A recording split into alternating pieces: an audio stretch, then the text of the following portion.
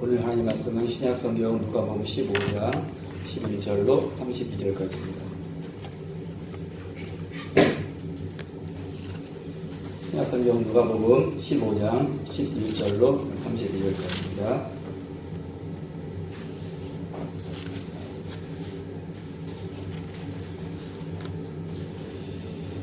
좀 긴데 우리가 함께 우리 32절까지 읽겠습니다. 또 가라사대 어떤 사람이 두 아들이 있는데 그 둘째가 아비에게 말하되 아버지여 재산 중에서 내게 돌아올 것을 내게 주소서 하는지라. 아비가 그 사람을 각각 나눠주었더니 그 며칠이 못되어 둘째 아들이 재물을 다 모아가지고 어느 나라에 가 거기서 허랑방탕하여 그 재산을 거두었더니 다 없이 한 후 그 나라에 크게 흉년이 들어 저가 빌어서 궁핍하니라. 가서 그 나라 백성 중 하나에게 붙여가니 그가 저를 들러 보내어 대대를 지게 하였는데 저가 대리 먹는 쥐엄 열매로 배를 채우고자 하되 주는 자가 없느니라. 이에 스스로 돌이켜 가되 내 아버지에게는 양식이 풍족한 품꾼이 얼마나 많은고 나는 여기서 줄여 죽는구나. 내가 일어나 아버지께 가서 이르기를 아버지여 내가 하늘과 아버지께 죄를 얻었사오니 지금부터는 아버지의 아들이라 일컬음을 감당치 못하겠나이다. 나를 품꾼의 하나로 벗어서 아리라 하고 이에 일어나서 아버지께로 돌아가니 상부가 먼데 아버지가 저를 보고 측인히 여겨 달려가 목을 안고 입을 맞추니 아들이 가로되 아버지여 내가 하늘과 아버지께 죄를 얻었사오니 지금부터는 아버지의 아들이라 일컬음을 감당치 못하겠나이다 하나 아버지는 종들에게 이르되 제일 좋은 옷을 내어다가 입히고 손에 가락지를 끼우고 발에 신을 신기라. 그리고 사이진 동아리를 끌어다가 잡으라. 다 먹고 즐기자. 이 내 아들은 죽었다가 다시 살아났으며 내가 잃었다가 다시 얻었노라 하니 저희가 즐거워하더라. 아들들은 밭에 있다가 돌아와 집에 가까워질 때 불류와 흙는 소리를 듣고 황종을 불러 이 무슨 일인가 물은데 대답하되 당신의 동생이 돌아왔으며 아버지가 그의 건강한 몸을 다시 맞아 죽게 됨을 인하여 빨리 병아들을 내가나이다 하니 제가 나와 들어가기를 즐겨 아니하거늘 아버지가 나와서 보는데 대답하되 내가 너의 아버지를 섬겨 명을 어기니 없거늘 내게는 염소 지키라고 주어 나와 내 것으로 즐기게 하신 일이 없더니 아버지의 살림을 장비와 함께 먹어버린 이 아들이 들어오니 이를 위하여 살진 동아들을 잡으셨나이다. 아버지가 이르되 예 너는 항상 나와 함께 있으니 내 것이 다 내게 주었되 이 내 동생은 죽었다가 살았으며 내가 잃었다가 얻었기로 우리가 즐거워하고 기뻐하는 것이 마땅하다 아니라. 아멘. 여성자입니다. 하나님께 찬양을 드리겠습니다.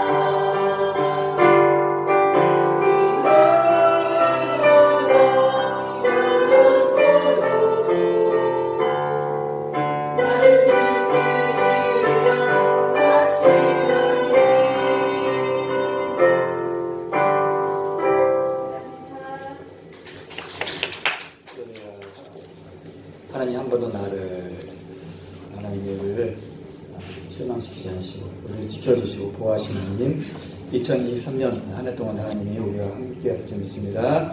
오늘은 우리가 특별한 분이 오셨습니다. 우리 2015년부터 18년까지 4년 동안 우리 지리를 위해서 우리 전도사님으로 활동하시면서 우리 학생들을 잘 양육하시고 또 이제 앞으로의 또 비전과 또 하나님의 사역을 위해서 이렇게 또 공부도 하시고 하시느라 이렇게 딴 데로 이렇게 가셨는데 지금도 또 공부도 하시고 또 장차 또 선교사의 꿈을 또 비전을 가지신 우리 이호 전사님 오늘 오셔서 이렇게 말씀 전해주시는데 여러분 너무 반갑죠? 네, 우리 전사님 나오실 때 우리가 할렐루야로 환영해 드리겠습니다. 네, 나오시겠습니다. 할렐루야. 네, 말씀은 하나님의 아들이라는 제목으로 말씀 전해주시겠습니다.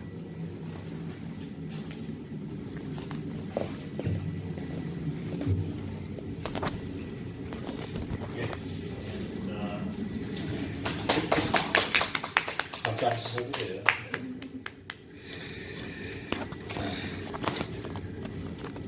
교회 오면서 이제 4년 만에 목사님을 뵌 적은 가끔 이제 뵈러 왔는데요. 이제 교회 오면서 느낀 게 오늘 애들이 많이 쪘구만. 너 몇 킬로냐? 안부 인사를 하는 거예요. 너 몇 킬로냐?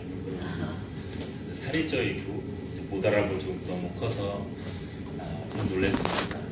그리고 교회가 변함없이 따뜻한 공간이고 포근하고 반가우신 분들을 뵈니까 너무나도 좋습니다. 그리고 오늘 이제 김민정 집사님 기도하시는데 교회가 집사님이 예전에 계셨던 그 모습을 이제 같이 신앙생활을 했기 때문에 이분이 신앙이 성장했다, 성장 안 했다 그런 거를 잘 모르겠어요. 하지만 기도를 하시는데 굉장히 마음이 따뜻해지는 그런 것을 느끼면서 세월이 많이 지났구나. 그리고 이곳에서 좀 더 많은 뿌리들이 우리가 자라나고 있구나 그런 걸 느꼈습니다. 자, 오늘 말씀을 이제 하겠습니다. 구원에는 신분과 수준이 있습니다. 신분은 구원받은 우리의 상태를 얘기하는 거고 수준은 신앙 성장에 있습니다. 그래서 구원에는 신분과 수준을 이야기합니다.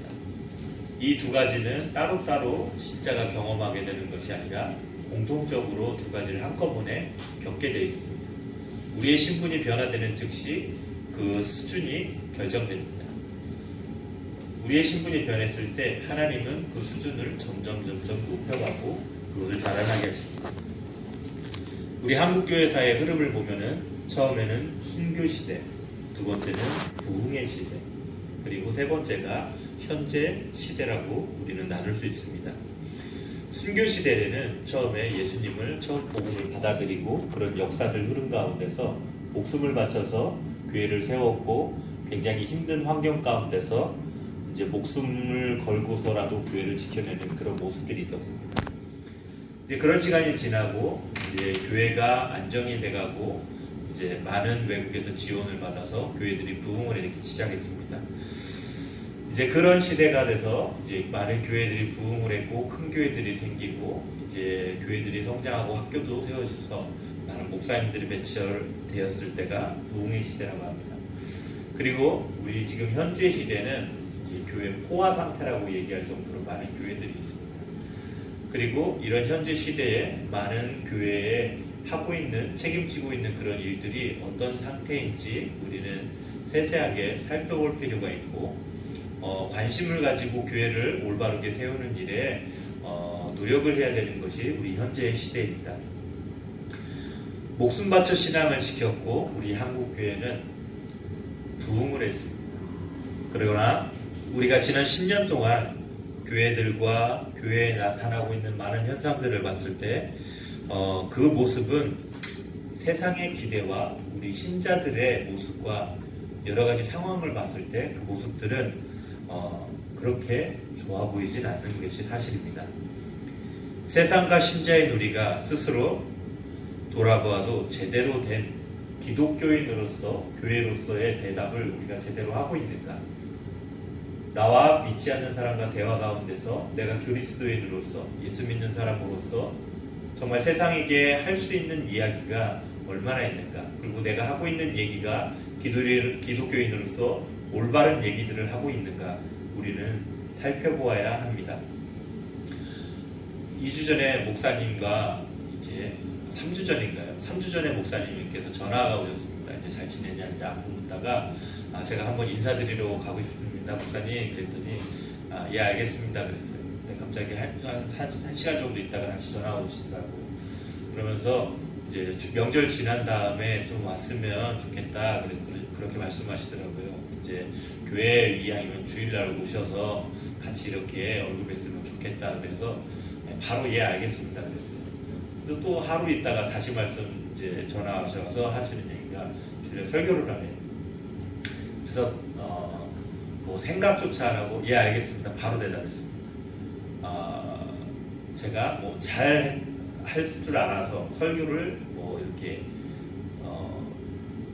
그렇게 뛰어나게 잘해서 그런 게 아니라 제가 지난 4년 동안 가장 많이 공부했고 가장 많이 노력했던 부분 중에 한 부분을 여러분들과 나누고 싶었습니다.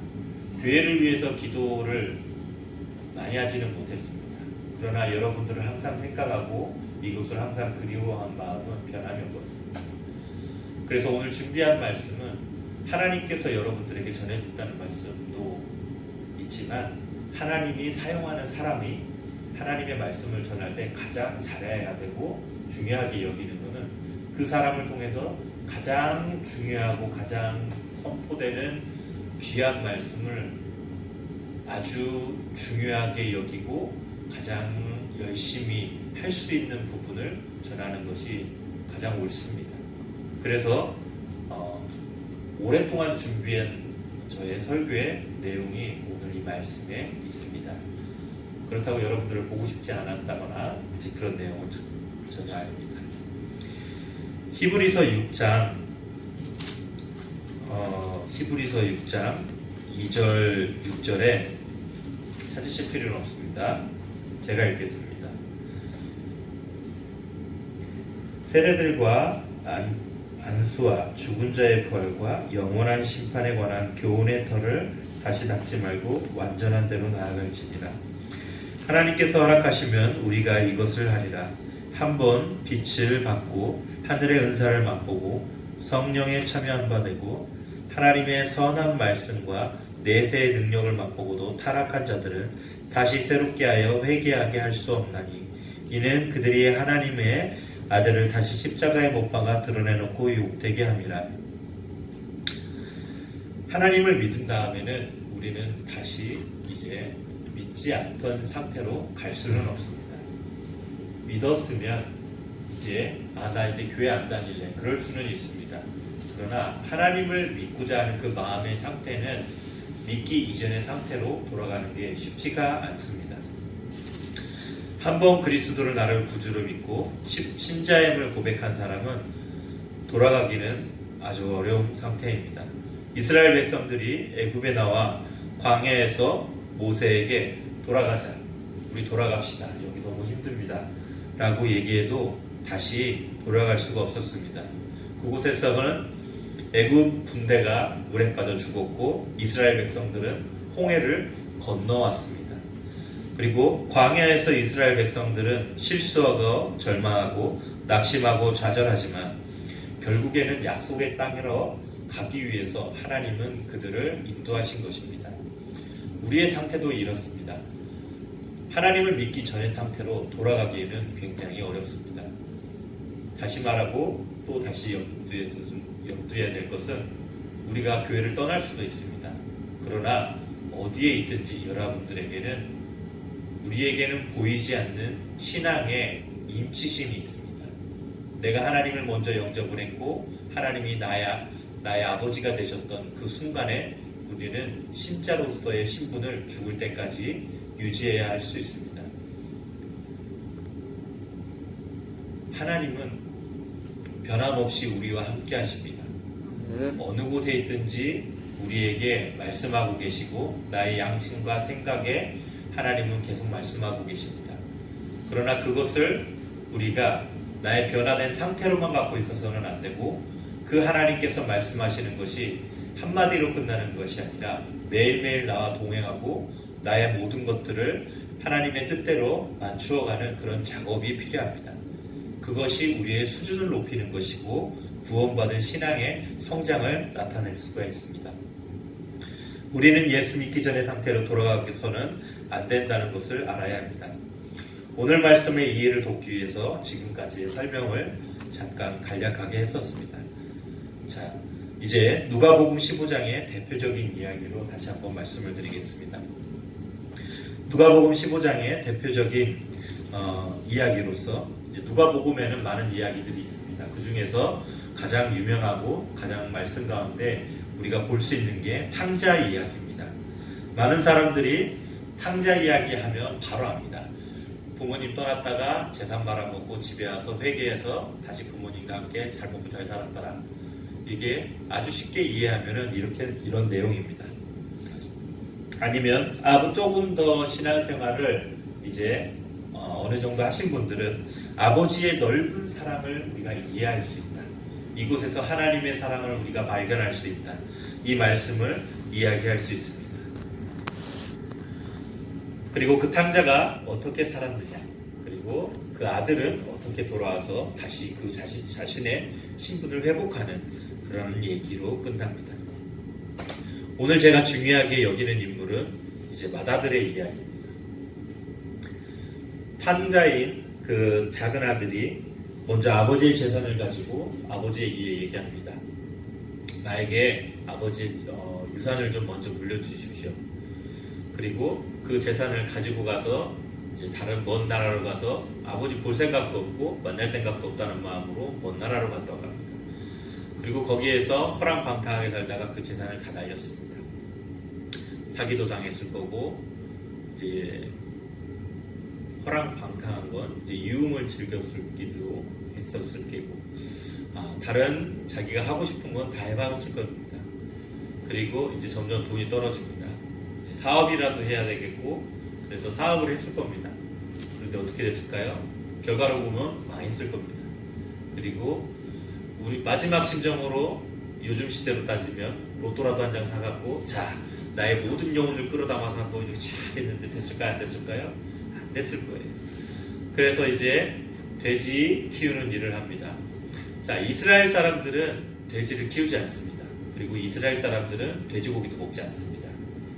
삼겹살이 얼마나 맛있는지 그들은 몰랐습니다. 그래서 그들은 돼지 키우는 일을 굉장히 신앙에서 돼지고기를 먹지 말라는 내용이 있기 때문에 돼지고기를 키우지도 않고 돌보지도 않았습니다. 근데 그 돼지고기를 먹지도 않는 그 아들이 그 돼지를 키우는 일을 했다는 것은 인생의 최악 바닥에 지금 깔려있는 그런 상태를 말씀드리는 겁니다. 여러분들은 어떻습니까? 인생의 바닥에 내가 기댈 곳 없고 내가 위로받을 곳도 없고 삶의 힘든 부분만 가득 넘쳐나고 내일 모레면 군대 가야 되고 살은 빠지지 않고 학교는 변해가고 졸업은 해야 되는데 삶이 막막하고 지금 코로나 때문에 문 닫은 가게들이 어마무시하죠. 그런데 너무나도 아이러니하게 가게들은 망해가는데 직장인들을 이제 일할 사람은 많이 필요하대요. 근데 일하려고 하는 사람도 없어요. 우리 요즘에 이제 20대들은 자기 성격이 안 맞으면 공기업이고 뭐고 자기 안 맞으면 다 그만둬 버린다고 그러더라고요. 일할 사람도 없고 일을 해야 되는데 장사는 안 되고 이런 힘든 상황에 이런 인생의 바닥에 우리가 기대해야 될 것은 바로 하나님입니다. 그것을 알았기에 이 아들 또한 자기가 기댈 뿐인 것은 어떤 것이었을까요? 바로 아버지. 성경 말씀에 이제 나의 아버지께로 돌아가야 되겠다고 그가 얘기합니다. 이에 스스로 돌이켜 이르되 아버지에게는 양식이 풍족한 품꾼이 얼마나 많은가. 나는 여기서 주려 죽는구나. 내가 일어나 아버지께 가서 이르기를 아버지 내가 하나님과 아버지께 죄를 지었습니다. 라면서 얘기합니다. 아버지는 그렇게 해서 이런 마음을 가지고 있는 아들에게 언젠가는 돌아오리라. 언젠가는 이놈이 망해서 슬피 울며 언젠가 나를 찾아오겠지 라는 것을 예견하셨을 겁니다. 그래서 대개 부모님들의 말씀을 안 듣고 나간 자녀들은 되게 후회하고 돌아올 거라는 걸 부모님들은 귀신같이 알고 계십니다. 부모님 말씀을 안 들으면은 어떻게 될 거라는 것을 젊은 여러분들은 잘 알으셔야 됩니다. 왜냐하면 어른들은 이미 그 인생을 살아왔고 여러분과 똑같은 고민을 충분히 해보신 분들로서 이때쯤 되면 이놈이 돌아올 거라는 걸 우리는 다 잘 알고 있습니다. 그리고 뒤통수만 봐도 저놈이 무슨 고민을 할까 다 알고 계십니다. 그래서 나온 명언이 한국에 엄마는 모든 걸 다 알고 있다. 이제 그런 말이 있습니다. 알았지? 옆에 툭툭 치면서 네 얘기하는 거야. 해결. 그렇게 얘기하고 있습니다. 그런데 오늘 이렇게 아버지가 이제 나간 아들을 이제 맞아줍니다. 맞아주고 그 아들이 왔다는 소식을 듣고 새벽부터 마을 입구에 여기에 서서 아들이 오기만을 기다립니다. 아들이 이제 걸어옵니다. 꼬리말이 아니었겠죠. 그런 아들을 보고 이제 먼저 가서 안아주고 먼저 가서 입 맞춰주고 죽은 내 아들이 살아왔다고 얘기합니다. 자, 여기서부터 이제 제가 그동안 공부했던 내용을 이제 여러분들과 같이 나누겠습니다. 이스라엘 문화는 이제 공동체의 문화가 굉장히 강합니다. 어떤 법적인 문제가 생기고 어떤 사건이 터지고 사고가 나도 이제 법정에 가는 게 아니라 그 마을에서 대부분이 해결이 됩니다.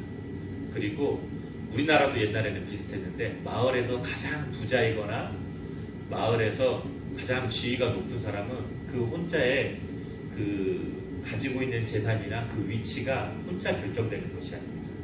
많은 사람들의 동의와 존경을 얻어야 되고 또 그 사람은 그 사람의 위치로서 마을을 돌봐야 하고 어떤 일을 판단해야 되는 그런 책임이 있습니다. 이 탕자의 아버지 또한 그 마을에서 가장 높은 지위에 있던 사람입니다. 근데 이 지위에 있던 사람의 아들이 재산을 가지고 나갔습니다. 근데 우리나라와는 다르게 그 마을에는 마을의 공동체의 지도자 되는 사람의 재산은 거의 마을 공동의 재산으로 여기면서 그들이 힘들고 어려울 때 그에게 구하고 도움을 받고 그런 위치에 있는 사람이기 때문에 그런 재산을 탕진한 아들을 마을 사람들은 가만히 두지 않습니다. 그리고 이스라엘 유대교의 법전에 보면은 그런 사람들은 돌로 쳐 죽이라고 이렇게 신명기에 나타나 있습니다. 그렇기 때문에 아버지가 먼저 목을 안았다는 것은 누가 보기 전에 마을 사람 중에 한 명이라도 그 아들을 봤다 그러면 분명히 거의 100% 돌로 쳐 죽입니다. 그렇기 때문에 죽기 전에 그 아들을 감싸 안아서 내 아들이 죽었던 내 아들이 돌아왔다고 먼저 맞이합니다. 그리고 옷을 갈아입히고 다시 그를 씻깁니다. 옷을 갈아입고 씻긴다는 것은 다시 신분의 회복을 나타내는 겁니다. 돼지 키우던 사람이 얼마나 좋은 옷을 입고 있겠어요. 제가 여기 올 때 여러분들에게 양해를 구하고 싶은 말씀은 제가 양복을 입고 오지 못했습니다. 예전에 있던 양복이 살이 쪄가지고 다 안 맞아서 입지를 못했습니다. 그렇다고 양복을 새로 살 돈이 없는 건 아니지만 지금 입어도 모양이 이래서 제가 지금 다 배가 많이 나왔거든요. 그래서 양복이 잘 맞는 게 없습니다.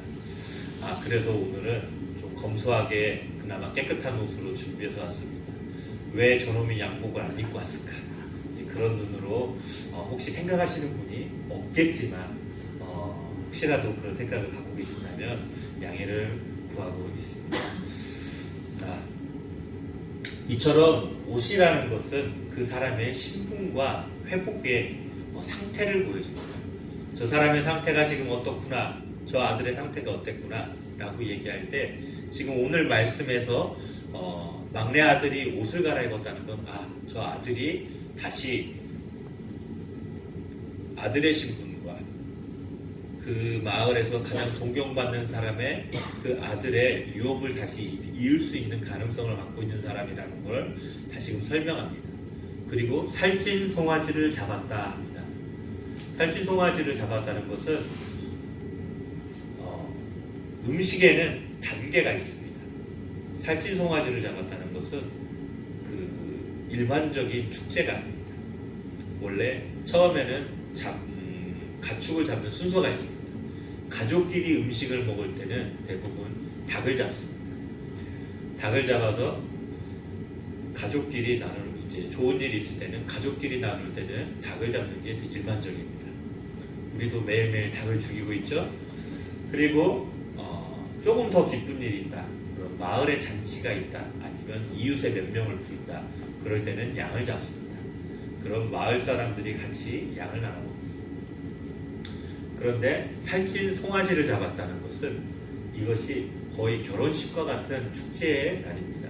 이스라엘 성경에 보면 이스라엘에서 결혼을 하면은 거의 일주일씩 합니다. 멀리 있는 친척들이 오고 멀리 있는 지인들까지 모두 부릅니다.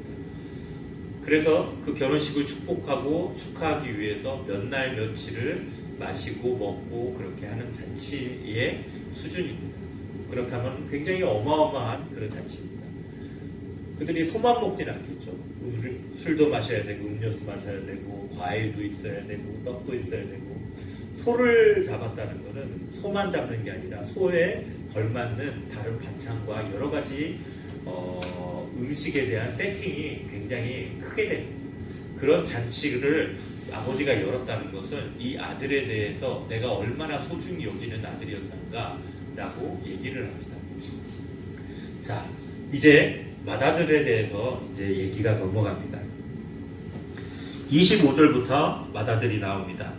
맏아들이 밭에 있다가 돌아와 집에 가까이 왔을 때 풍악과 춤추는 소리를 듣고 한 종을 불러 이 무슨 일인가 물은데 대답하되 당신의 동생이 돌아왔음에 당신의 아버지가 건강한 그를 다시 맞아들이게 됨으로 인하여 살찐 송아지를 잡았나이다 하니 라고 되어 있습니다. 맏아들이 밖에 있다가 이제 돌아왔습니다. 맏아들이 밖에 있다가 돌아온 시간이 이제 언제냐면은 집에 돌아왔을 때 아버지가 잔치는 대부분 낮에 할까요? 저녁에 할까요? 저녁에 합니다. 그리고 아버지는 아들을 맞으러 어디까지 갔을까요? 멀리 갔다고 이제 나와있죠. 이제 탕자, 이제 둘째 아들이 돌아올 때 어디에서 언제부터 기다렸냐면 새벽부터 둘째 아들을 기다렸습니다. 아버지는 새벽부터 저녁 늦게까지 막내 아들을 위해서 나가서 기다리고 그 아들을 위해서 준비해주고 잔치까지 열어줬습니다. 그런데 그것을 이제 맏아들은 아침 일찍부터 밭에 나가서 하루 종일 일을 하고 고생스럽게 힘든 하루를 보내고 집에 들어오는 맏아들이 예를 들어서 여러분 자신이라고 생각해 보십시오. 집 나간 형제가, 집 나간 막내가 나랑 그렇게 썩 사이도 좋지 않습니다. 부모님의 재산까지 유산으로 달라고, 살아있는 부모님한테 유산을 달라고 그러고 집에 떠났던 가족입니다. 가족 필요 없다고 나갔던 동생이 이제 왔다고 했는데 그 왔으면 그냥 조용히 그냥 밥 먹고 잠이나 잘 것이지 옷을 갈아입고 의복을 챙겨 입고 소를 잡고 잔치를 하고 있다. 여러분 기분이 어떨까요? 예를 들어서 이제 예랑이는 쇠 빠지게 하루 종일 일하고 왔는데 소망이가 아버지의 재산을 아파트 팔아서 저기 예를 들어서 호주로 가서 백인 여자와 행복하게 살다가 그 백인 여자한테 사기당해갖고 싹 날려먹고 쇼핑백 하나 이렇게 들고 아빠 저 왔어요. 우리 왔는데 그래 잘하구나 이렇게 목사님께서 안아주시면서 자 내 아들이 왔습니다 하면서 교인들한테 여러분 오늘 우리 저기 한우 마을 가서 1인당 한우 툭불 한우를 마음껏 먹읍시다 하고 있는데 우리 예랑이는 퇴근하고 왔는데 이거 웬걸 다들 한우 먹으러 갔네.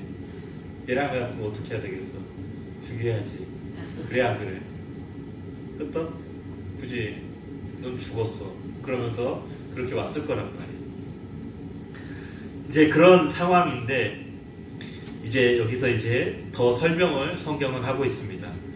한 종을 불러 26절에 무슨 일인가 물으되 대답하되 당신의 동생이 돌아왔음에 당신의 아버지가 건강한 그를 다시 받아들이게 됨으로 인하여 살찐 송아지를 잡았나이다. 그가 노하여 들어가고자 하지 아니하거늘 아버지가 나와서 권한대 아버지께 대답하여 이르되 내가 여러 해 아버지를 섬겨 명을 어기미었거늘 내게는 염소 새끼라도 주어 나와 내 벗으로 즐기게 하신 일이 없더니 아버지의 살림을 창녀들과 함께 삼켜버린 이 아들이 돌아오매 이를 위하여 살찐 송아지를 잡으셨나이다 합니다.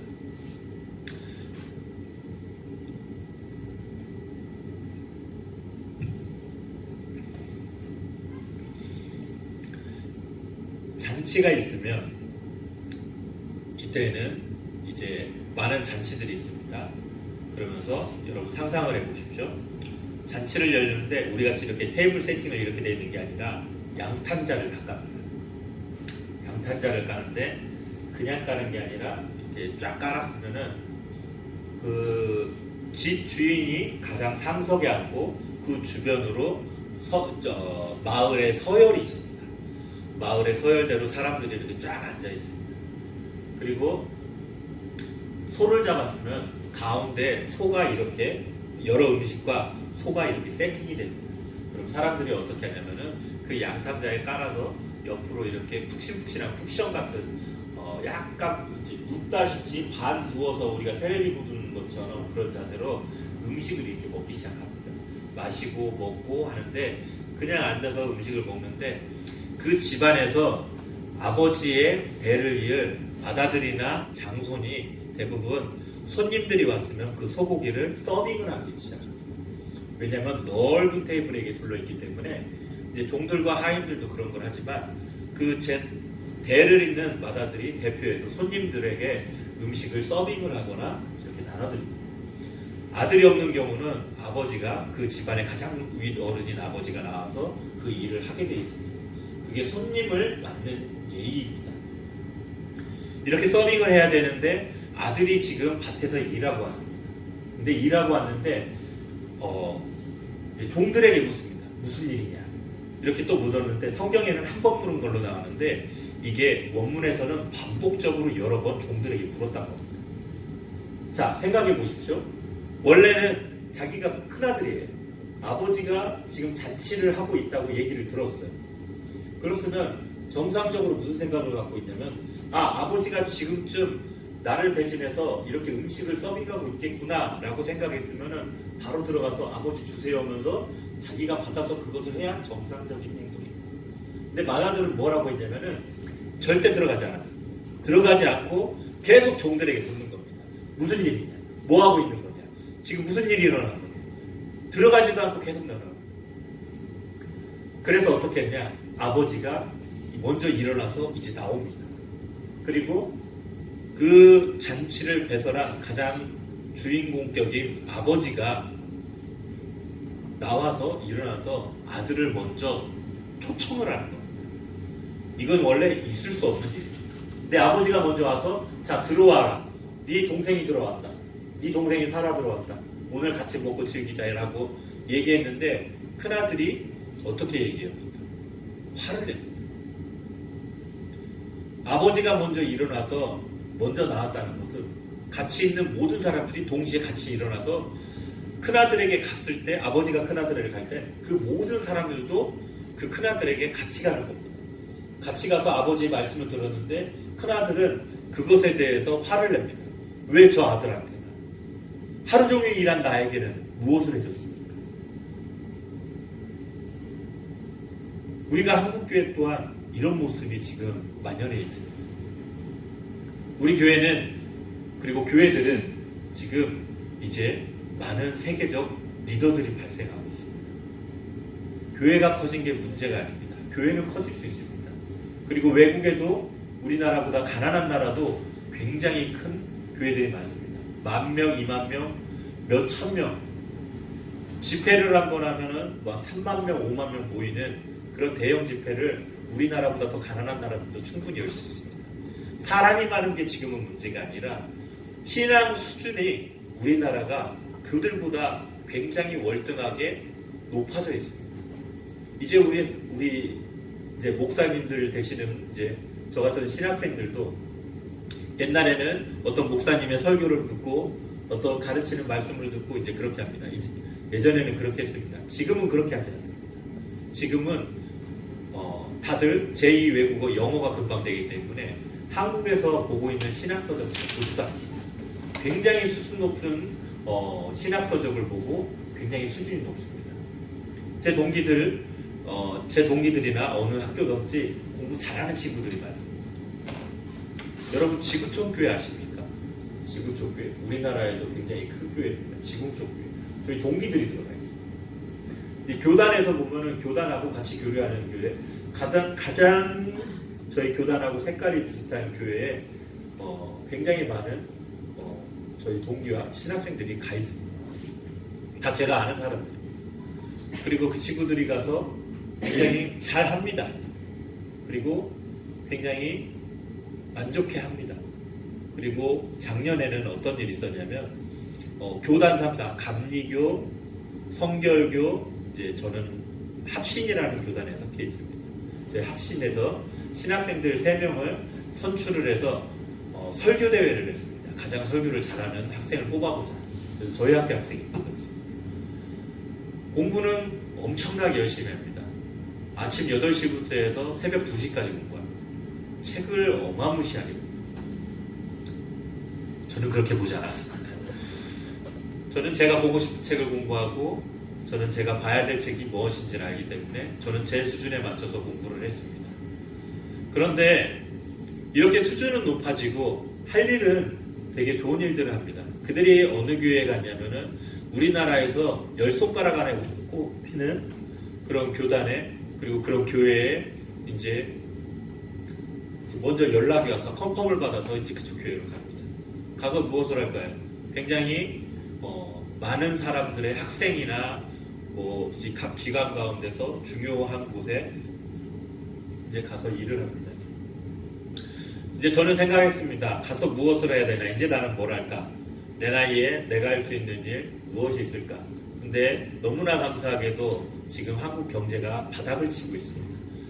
이제 여러분들 어른들은 잘 아시겠지만 지금 굉장히 힘들고 어려운 시대에 속해 있습니다. 그럴 때 가장 두드러지는 게 학교에서는 뭐냐면은 신학생들이 굉장히 줄어들었습니다. 신학생들이 줄어들었으면 신학생들을 뽑아야 되는 교회대로 신학생들이 적기 때문에 저 같은 사람도 써준다고 그러더라고요. 저를 비하하는 건 아니라 제가 나이가 어리진 않습니다. 이제 20대, 30대 이제 그런 전도사님들이 되게 많이 가는데 저는 개척을 하거나 이제 다른 사역, 전문 특수 사역을 할 그런 과정들이 많이 있는데 저한테도 이제 연락이 왔습니다. 전도사님 어느 교회 왔으면 좋겠습니다. 근데 다 거절했습니다. 왜냐하면 자신감도 없는 건 이제 둘째치고 내가 하는 것이 내가 무엇을 해야 될까? 내가 신학을 배웠고 이제 나의 일을 정해야 되는데 나는 무엇을 해야 될까? 라고 고민을 굉장히 많이 하고 있습니다. 지금 어떻게 해야 될지 정한 지는 얼마 안 됐습니다. 원래는 선교사를 준비하기 위해서 10몇 년 동안 오직 선교사만 준비하기 위해서 이렇게 하는데 막연했었습니다. 근데 제가 목사님하고 연락할 때 무슨 일이 있었냐면요. 이제 교회에 오려고 이제 목사님하고 통화한 다음에 이제 이만저만해서 오늘 오겠습니다 라고 말씀드리고 제가 단기 선교를 잠깐 다녀왔습니다. 단기 선교를 가면은 성도들이 가는 거하고 이제 선교사가 되려고 하는 사람들이랑 가는 곳이 조금 틀립니다. 조금 덜 힘들고 조금 편한 곳으로 이제 성도분들이 가신다면 신학생들이고 이제 선교학과 이제 선교사가 됐던 사람들 선교사를 했다가 다시 와서 공부하시는 분들이 있기 때문에 굉장히 고생스러운 길을 갑니다. 말레이시아를 갔다가 인도네시아를 갔습니다. 그리고 인도네시아에서 버스를 5시간을 타고 다시 배를 2시간을 타고 다시 버스를 9시간을 타고 이틀에 걸려서 선교지에 갔습니다. 가는 동안 얼마나 은혜의 말씀이 넘쳐겠습니까? 버스가 어느 정도 들리냐면요. 이렇게 들려요. 비포장도로를 계속 달리는데 보이는 거는 뭐 산도 없어요. 그냥 아무것도 없는 그냥 그 나무 있잖아요. 한 거의 10m 정도 나는 네모가 그냥 막 이렇게 돼 있고 길만 이렇게 돼 있는데 길이 이럽니다. 너무 피곤하니까 졸리잖아요. 졸면은 어떻게 하냐면 계속 이러면서 귀만 이렇게 해갖고 귀가 아파 죽겠어요. 그러다가 가면은 잠깐 내리래요. 화장실이래요. 그리고 화장실 갔다가 또 갑니다. 계속 그렇게 갑니다. 성교지에 도착하는 게 3일째 돼서 도착했어요. 그래갖고 버스에서 내리면서 이제 다들 뭐 감사하다 그랬을 것 같습니까? 절대 안 그랬습니다. 내가 이러려고 돈 내갖고 여기까지 왔나? 이제 하는 이제 성교학 학생들은 필수로 이 단기 성교를 다녀와야 졸업을 시켜줍니다. 그래서 다들 억지로 왔습니다. 근데 되게 오면 좋죠. 근데 좋은 곳으로 갈 줄 알았습니다. 좀 이제 살살 할 줄 알았는데 이제 너무 힘든 곳으로 가는 거예요. 근데 가서 보니까 그 이틀 3일 걸려서 간 곳에 굉장히 큰 학교가 하나 나와요. 근데 그 학교에 뭐가 있냐면은 무슬림 학교가 나와요. 무슬림 학교가 나오는데 거기 가면은 어디서 이 사람들이 다 모였는지 7,800명의 학생들이 꽉 모여있어요. 조그마한 학교에. 지금 우리 여기 옆에 초등학교 반도 안 3분의 1 정도만한 학교인데 학생들은 한 거의 1,000명 되는 것 같아요.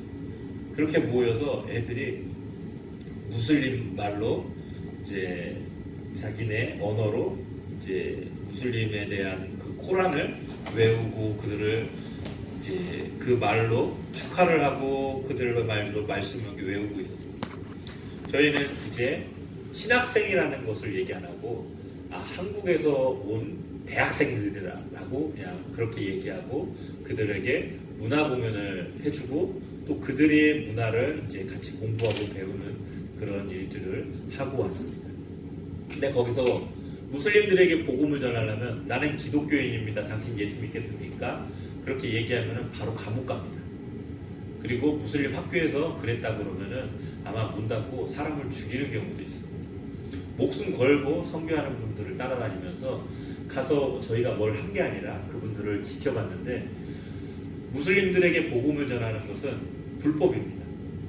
이제 인도네시아법에 인정되는 종교가 5개인데 기독교, 천주교, 불교, 무슬림, 힌두교 이렇게 있습니다. 이 5개의 종교 외에 다른 종교를 믿는다거나 그러면은 법으로 감옥에 갑니다. 그리고 또 다른 종교를 전도를 하거나 권하거나 그러면 또 불법입니다. 그렇기 때문에 기독교를 전하는 다른 종교도 전할 어떤 종교에 대한 말도 할 수 없습니다. 그리고 우리나라는 다르게 마을마다 모여있는 그룹의 이유가 종교로 묶여 있습니다. 아버지 따라서 우리가 여기 오래 살았으니까 여기 있는 거야 그게 아니라 회교도는 회교도 마을, 불교는 불교 마을, 힌두교는 힌두교 마을, 그리고 기독교는 기독교 마을 이렇게 있습니다. 만약에 이 공동체에서 내가 기독교인이 되겠습니다 하는 것은 이 마을을 내가 떠나겠습니다 라고 고백하는 것 같아요. 그러려면 어떻게 해야 됩니까? 이 사람들의 모든 걸 책임져야 됩니다. 그렇기 때문에 현지에 있는 어떤 선교사님께서는 그 신분을 이제 무슬림 지도자분이셨는데 마을의 지도자이고 무슬림 지도자이고 우리로 치면은 큰 교회 목사님이셨어요. 이제 목사님의 신분과 똑같은 이제 무슬림 지도자 이만이라는 그렇게 불리는 지도자인데 이 사람이 예수를 믿게 된 거예요. 근데 내가 신분을 버리고 기독교인으로 인정할 수 있는 그런 믿음은 있지만 선교사님과 상의한 끝에 자기 신분을 버리지 않고 기독교인으로 믿는 마음으로 이제 자기 종교 활동을 하고 있습니다. 그리고 한 명씩 자기 아내와 자기 자녀들과 모든 사람들을 자기 주변에 있는 사람들을 이제 복음을 전하기 시작합니다. 근데 이게 말 한마디 잘못 전하면 어떻게 될까요? 죽을 수도 있습니다. 그런 상태에서 복음을 전하고 신앙생활을 하는 사람과 그들에게 하나님의 말씀을 전했던 많은 분들이 굉장히 수준 높고 굉장히 디테일하고 굉장히 아름다운 성경의 말씀을 풀어서 얘기했을까요? 절대 그렇지 않습니다. 예수만 얘기합니다. 그리스도는 살아계신 하나님의 아들이며 우리와 함께 하시는 하나님의 우리의 생명을 이어가시는 그 하나님이 당신이 믿는 마호메트나 어떤 불교 지도자나 그 어떤 성모 마리아나 그렇지 않다. 오직 예수만이 우리를 살리신 구원주다 라고 선교사님 얘기를 했을 때 사람들은 당신이 얘기하는 건 그렇게 얘기하면 안 되죠. 한국에서는 뭐라고 얘기하냐면은 그런 식으로 그렇게 무식하게 전도를 하면 되나? 우리가 교리에 맞춰서 성경에 맞게 그 상황에 굴하지 않고 담대하게 하나님 말씀을 정확하게 전해야지. 그렇게 얘기하는 게 한국의 목사님들이 많이 와서 그렇게들 얘기를 하십니다. 여러분, 사람은 우리가 아까 말씀드렸던 것처럼 구원에는 신분과 수준이 필요합니다. 그러나 그보다 더 가장 중요한 건 우리의 신분입니다.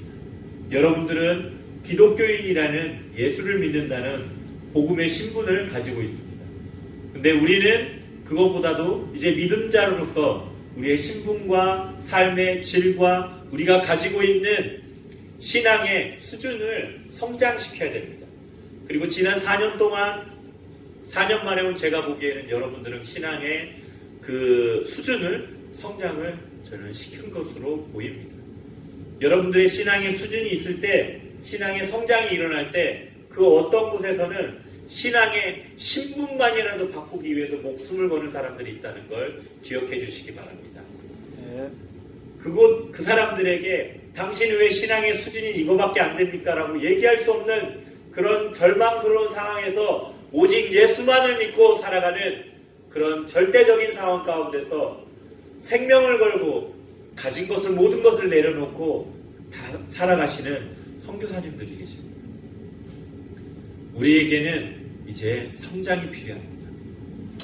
여러분들은 지난 4년 동안의 성장과 제가 물어보지 않고 여러분 스스로에게 생각하셨을 때 여러분의 신앙의 수준을 잘 생각해 보시기 바랍니다. 그리고 돌이키려고 하지 마십시오. 과거를 그리워하지 마십시오. 앞으로의 예수님 믿는 사람으로서 나의 신앙 성장이 어떻게 가야 되고 어느 정도 가야 될지는 아무도 모릅니다.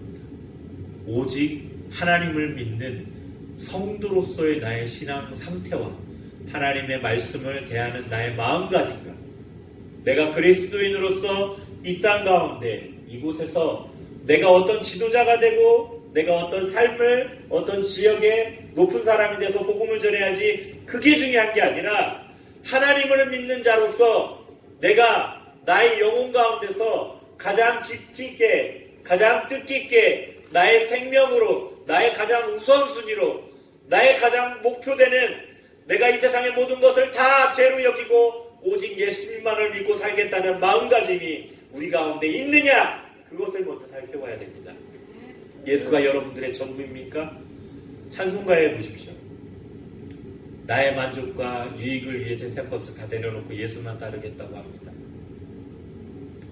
내가 예수님의 마음을 알겠다고 합니다. 내가 예수님을 따라서 온전히 내 생명과도 바꾸겠다고 찬송하는 우리들입니다. 그러나 여러분의 모습은 정말 그런 모습이 맞나요?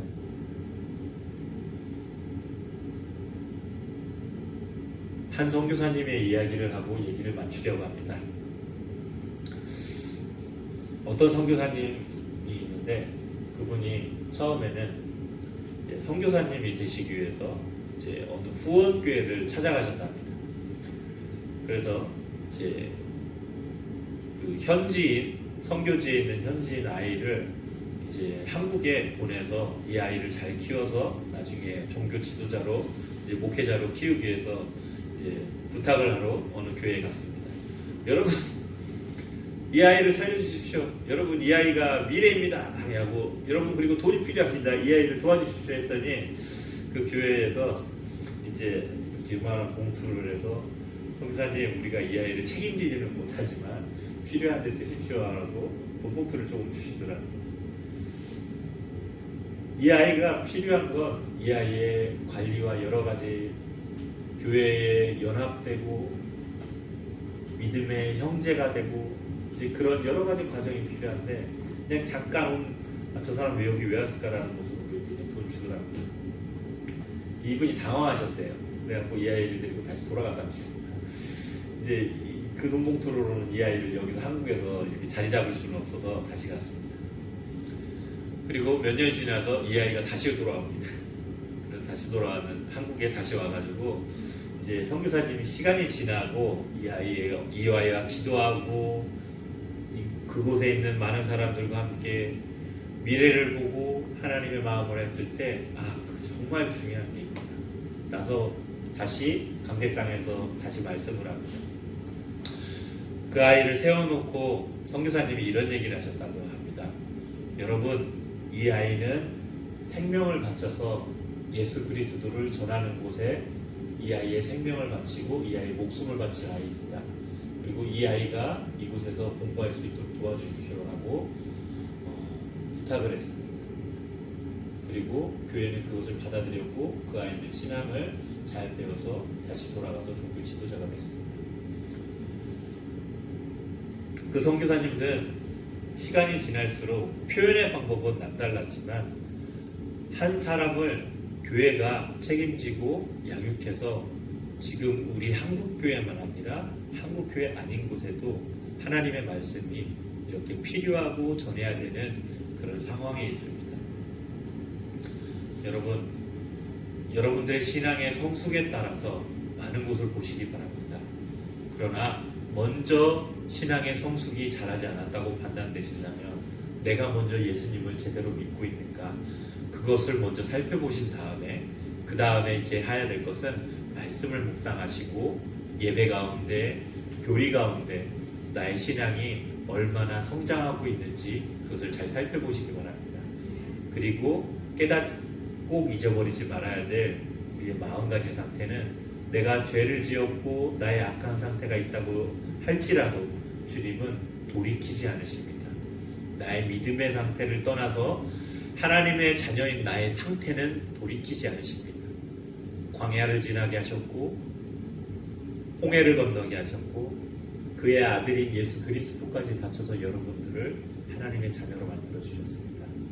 예수 그리스도를 믿는 우리가 그런 자녀로서 그런 믿음의 자녀로서 하루하루 사시고 그런 모습을 우리 서로에게 격려하며 기도하며 함께 예배드리며 주님 만나실 때까지 우리 함께 기도하며 살아가기를 바랍니다. 기도하겠습니다. 아버지 하나님 감사합니다. 우리가 하나님의 자녀로서 하나님의 백성으로서 살아갈 수 있도록 우리를 인도하심을 감사를 드립니다. 우리의 신앙 성숙에 따라서 우리의 믿음의 상태에 따라서 하나님을 내가 믿고 안 믿고가 아니라 하나님이 주셨던 그 믿음의 상태를 예수 그리스도의 이름으로 하나님께서 이끌어 가심을 내가 믿습니다. 하나님 나를 일으켜 주시고 하나님 나를 세워 주옵소서. 내가 환난과 어려움에 있을지라도 주는 나와 함께 하시며 내가 광야에 있을지라도 나를 일으키시는 그 하나님의 능력을 내가 믿습니다. 그 믿음에 따라서 하나님의 마음과 하나님의 나라를 더욱더 바라보는 우리 모두가 될 수 있도록 주님 인도하여 주옵소서. 감사드리며 예수님의 이름으로 기도드렸습니다.